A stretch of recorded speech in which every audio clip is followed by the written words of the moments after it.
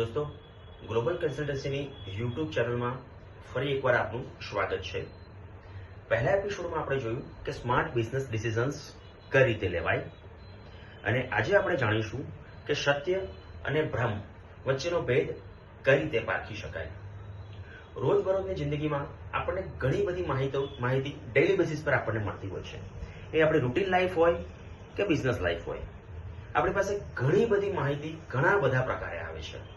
ઘણી વખત ન્યૂઝપેપર વાંચીને, ઘણી વખત ટીવી જોઈને, કે ઘણી વખત સોશિયલ મીડિયાના માધ્યમથી, કે ઇવન ગુજરાતમાં તો આપણે કહીએ સાહેબ કે પાનના ગલ્લા પરથી પણ આપણને માહિતી મળતી હોય છે.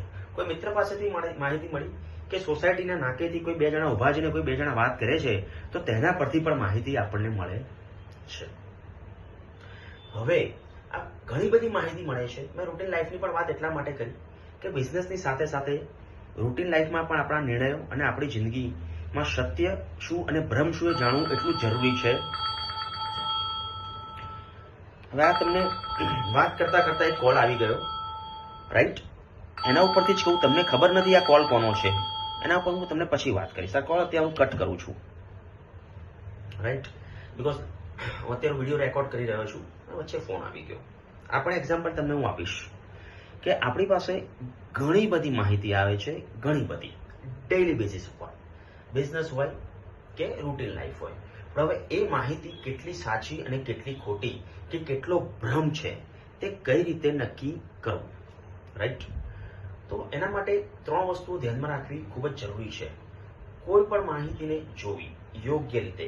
સમાચાર જુઓ છો તમે તો પણ યોગ્ય રીતે જુઓ, છાપું વાંચો છો યોગ્ય રીતે વાંચો, કોઈ ઘટના જુઓ છો યોગ્ય રીતે જુઓ. એટલે નંબર 1 છે કે કોઈ પણ ઘટના, કોઈ પણ વાત, કોઈ પણ બાબત એને યોગ્ય રીતે જોવી જરૂરી છે, નંબર 1.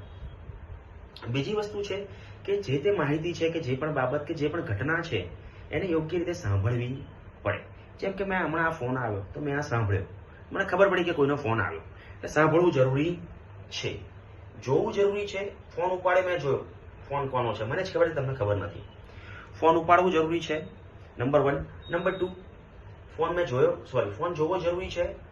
મેં એની રિંગ સાંભળી, ફોન આવ્યો કોઈનો, બરાબર? જોયું અને સાંભળ્યું, આ 2 વસ્તુ થઈ. જોવું, સાંભળવું તો જરૂરી છે જ, પણ ત્રીજી વસ્તુ એ એટલી જ અગત્યની છે જેટલી જોવું અને સાંભળવું જરૂરી છે, કે એનું જજમેન્ટ શું, ઇન્ટરપ્રિટેશન શું, કે મતલબ શું છે એ વાતનો, રાઈટ?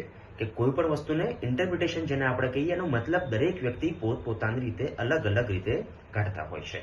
કે એ વ્યક્તિ, એ વસ્તુ, એ માહિતી, એ બાબતને યોગ્ય રીતે સમજવું જરૂરી છે. એનો મતલબ યોગ્ય રીતે સમજવો જરૂરી છે. વસ્તુને જોઈએ છીએ, સાંભળીએ છીએ, વાતને, ઘટનાને, પણ જો એને યોગ્ય રીતે સમજતા નથી, એનું ઇન્ટરપ્રિટેશન ખોટું થાય છે, રાઈટ? તો પણ આપણું જજમેન્ટ ખોટું પડે છે, અને આપણને સાચી માહિતીની જગ્યાએ આપણે ભ્રમમાં રહીએ છીએ, કે આપણે ખોટા ડાયરેક્શનમાં જઈએ છીએ, રાઈટ? આપણું જજમેન્ટ ખોટું પડે છે.